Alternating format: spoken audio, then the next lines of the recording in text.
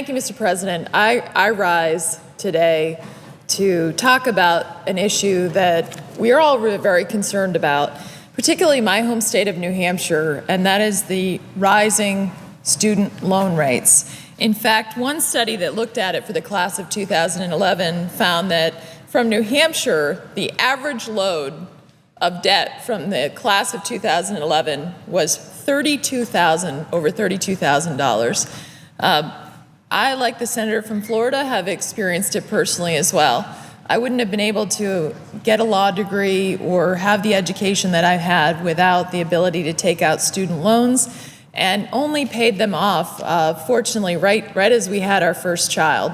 And so this was something that basically I used to call it, I had a mortgage to pay off my student loans. But I was grateful for the opportunity to get those loans and to get the education that I was able to receive. And we want to make sure that all students are able to pursue higher education in the most affordable way possible. But here's where we are today. This is such a complete, typical Washington deal. Here we just voted on a proposal on the floor, and that proposal is a one-year fix. Only applies to 40% of student loans. So we'd be back again next year, like Groundhog Day, trying to fix this problem again. And it's a complete Washington deal in this way. There actually has been a bipartisan proposal that members of both parties have come together.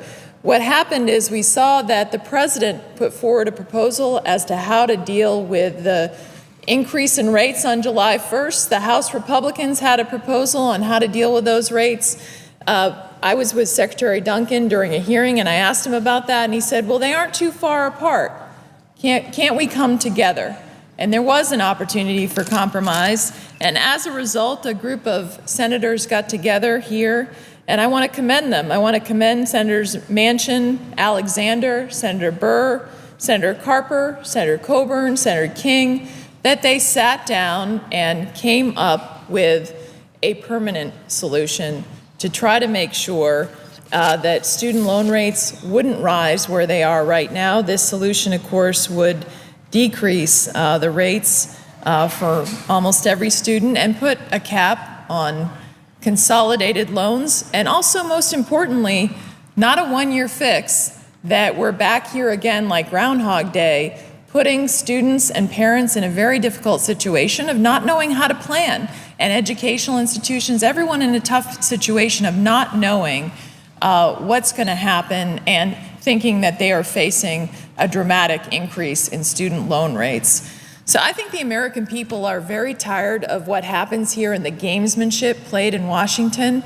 And here's the unfortunate thing. We had the vote of the one-year fix, and by the way, I thought the Washington Post addressed that one-year fix very well this morning in its editorial, where it said that lawmakers should reject this pathetic non-solution and put their efforts instead to finalizing a compromise plan. Well, there was a compromise plan that senators from both sides of the aisle have worked on. I'm a proud co-sponsor of that plan, and yet we're not being offered a vote on that plan. That's why I say this is a typical Washington deal. I can understand why the American people would be so frustrated that a bipartisan proposal that would prevent the loan rates from doubling would not receive a vote on the floor of the United States Senate.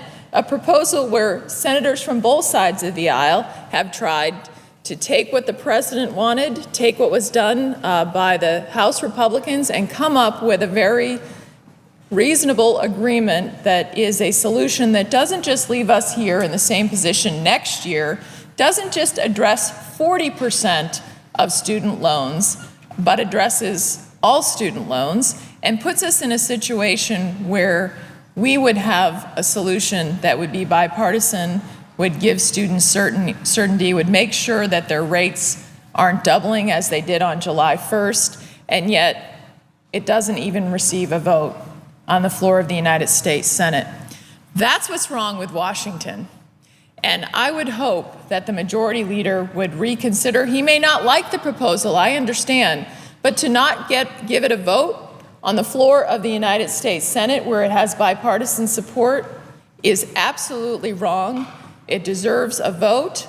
It deserves a thoughtful vote, given that it has bipartisan support, and it is very close to the proposal that was put forward by the President of the United States. So I would hope we would end the gamesmanship on this important issue, that we could address it, that bipartisan proposals like the one that I just talked about would get a vote on the state Senate, and that we would resolve this issue on behalf of students, making sure, and parents as well, who I know this is causing a lot of unnecessary consternation for them. And to not give a proposal that has bipartisan support a vote at a minimum, to me, seems just wrong, and it's what's wrong with Washington. So I hope the majority leader would at least give it the vote that it deserves, and I hope that we can come to an agreement on this important issue. Thank you, Mr. President.